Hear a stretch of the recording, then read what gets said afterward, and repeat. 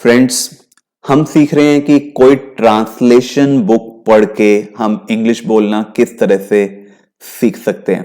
तो पहला स्टेप, आपने कंसेप्ट को ध्यान से समझना है। तो यहां पे कंसेप्ट क्या है? Asking informal questions. Informal questions किस तरह के होते हैं? जैसे आप अपने दोस्त के साथ होते हैं, आप पूछते हैं क्या मैं कल तेरे घर आऊं, क्या मैं तेरी मदद करूं, क्या मैं तुझे शाम को फोन करूं, या आप अपनी मदर के साथ बैठे हुए हैं, आप उनसे पूछ रहे हैं क्या मैं ये विंडो ओपन कर दूं, क्या मैं ये ट्यूब स्विच ऑफ कर दूं। फिर आप कहीं रेस्टोरेंट में बैठे हुए हैं अपने इनफॉर्मल ग्रुप के साथ, और आप उनसे पूछ रहे हैं क्या मैं खाने के लिए कुछ ऑर्डर करूं, क्या मैं सैलेड ऑर्डर करूं, ठीक है। या फिर आप किसी से पूछ रहे हैं क्या मैं खाने के लिए कुछ लाऊं। इनफॉर्मल तरीके से क्वेश्चन पूछ रहे हैं, ठीक है। तो इसमें सिंपल हम शेल का यूज करते हैं। जैसे मैंने पूछा, shall I bring something for you, क्या मैं आपके लिए कुछ लाऊं, ठीक है। Shall I clean this table, क्या मैं ये टेबल क्लीन कर दूं, right. Shall I open the window, क्या मैं ये विंडो खोल दूं, right. Shell I help you, क्या मैं तुम्हारी मदद करूं, right. Shall I come with you, क्या मैं तुम्हारे साथ आऊं, राइट।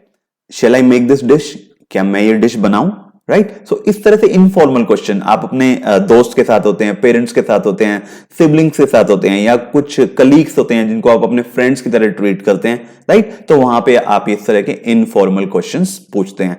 और गलती नहीं करनी है, यहां पे कैन का यूज नहीं करना। कैन थोड़ा फॉर्मल हो जाता है। शुड का भी यूज नहीं करना। आपको एडवाइस नहीं ले रहे हैं, राइट। सिर्फ शेल का यूज हम करेंगे, राइट। तो कुछ और एग्जाम्पल्स देखते हैं ट्रांसलेशन एक्सरसाइज में, ताकि थोड़ी और ज्यादा क्लैरिटी हो। क्या हमें गरीबों में आम बांटने चाहिए? Again informal question. May be आप ये अपने भाई से पूछ रहे हैं, सिबलिंग से पूछ रहे हैं। Shall we distribute mangoes among the poor?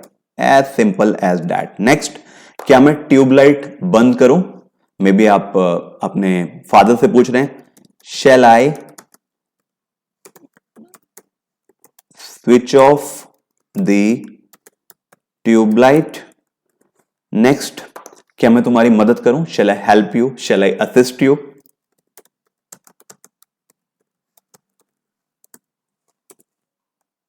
Next, क्या हम ये प्रोडक्ट एंडोर्स करें?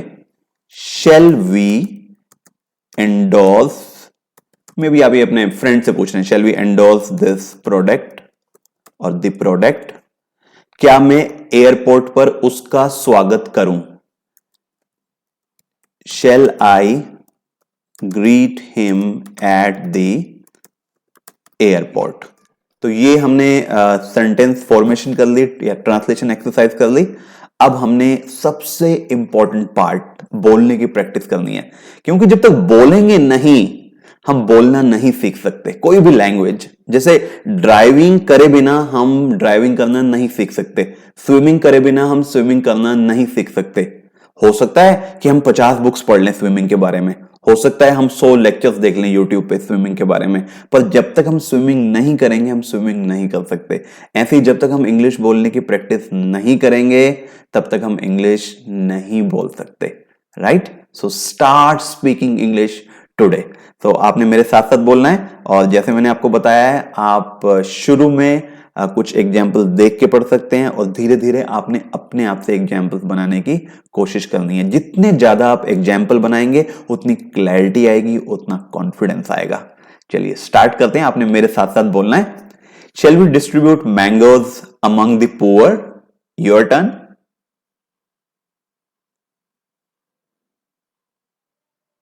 Next, shall I switch off the tube light?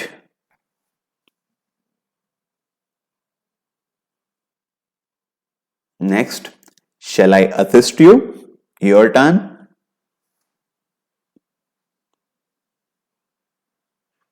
Next, shall we endorse the product?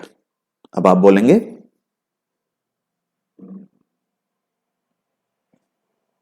Next, shall I greet him at the airport?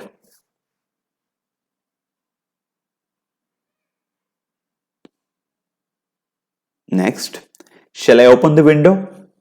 Your turn. Next, shall I accompany you? Accompany मतलब साथ में आना। Shall I accompany you? Next, shall I bring something to eat?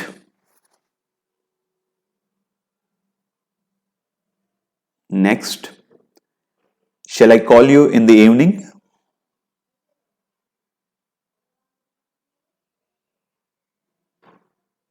Shall I order something? Next stage में आपने क्या करना है, अपने आप से बोलने की कोशिश करनी है मिरर के सामने खड़े होके। इट डजेंट मैटर आप क्या बोलते हैं, कुछ गलती भी कर सकते हैं, राइट, पर आप बोलने की कोशिश कीजिए ज्यादा से ज्यादा।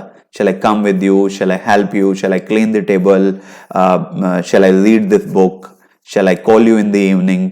Shall I help you in the kitchen? Right, कुछ भी आप बोलिए, पर बोलने की कोशिश कीजिए ज्यादा से ज्यादा, जिससे बेस्ट रिजल्ट आ सके जल्दी से जल्दी। Thank you.